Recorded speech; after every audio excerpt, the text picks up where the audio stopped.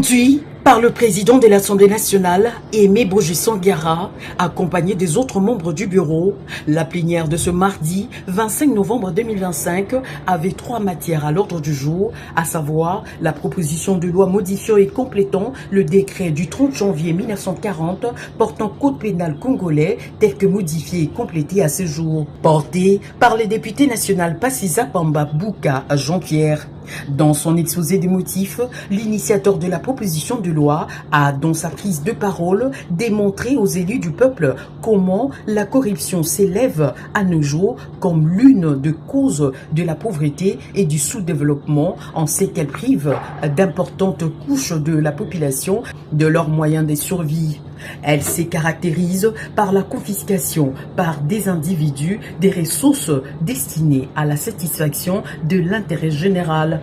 Elle s'érige comme une menace sérieuse contre la stabilité, la sécurité, les valeurs démocratiques et éthiques de la société et dérègle le mécanisme de fonctionnement d'un État. Pour lutter à ce fléau, plusieurs instruments juridiques internationaux visent à endiguer les actes de corruption sous toutes leurs formes, notamment la Convention des Nations Unies contre la corruption adoptée par l'Assemblée générale dans sa résolution 58/4 du 31 octobre 2003 à Mérida au Mexique, ratifiée par la loi numéro 6/014 du 12 juin 2006 autorisant la ratification par la RDC de la Convention des Nations Unies contre la corruption.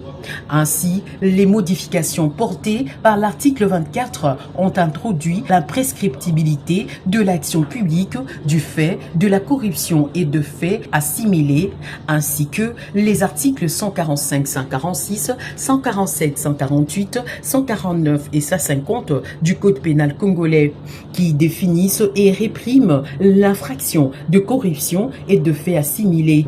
Tenu bon d'aider la République démocratique du Congo sur la bonne gouvernance.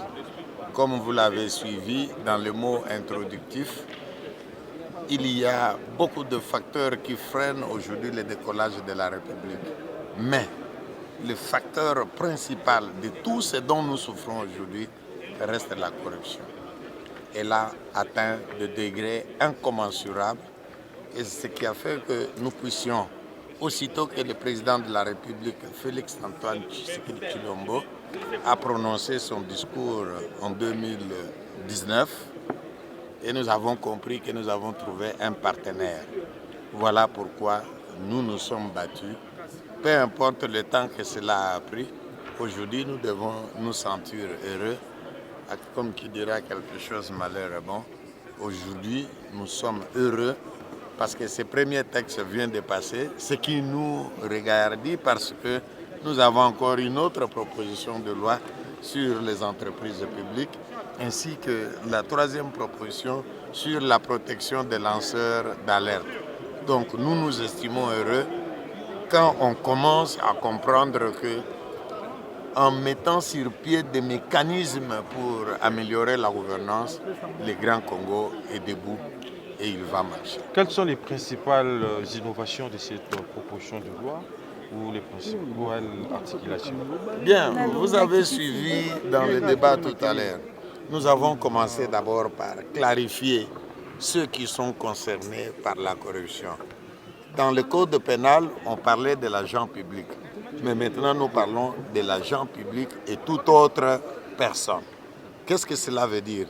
Qu'on soit agent de l'État ou qu'on soit dans les structures privées, la corruption que vous commettez va vous coller à la peau.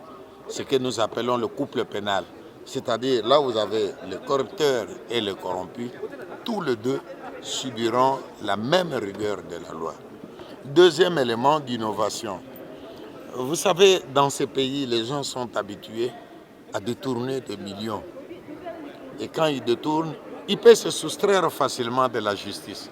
Il disparaît parce qu'il sait que 10 ans après, quand il vient, il y a ce qu'on appelle la prescription. Cela a été évoqué dans le livre premier, je crois, du Code pénal, l'article 24.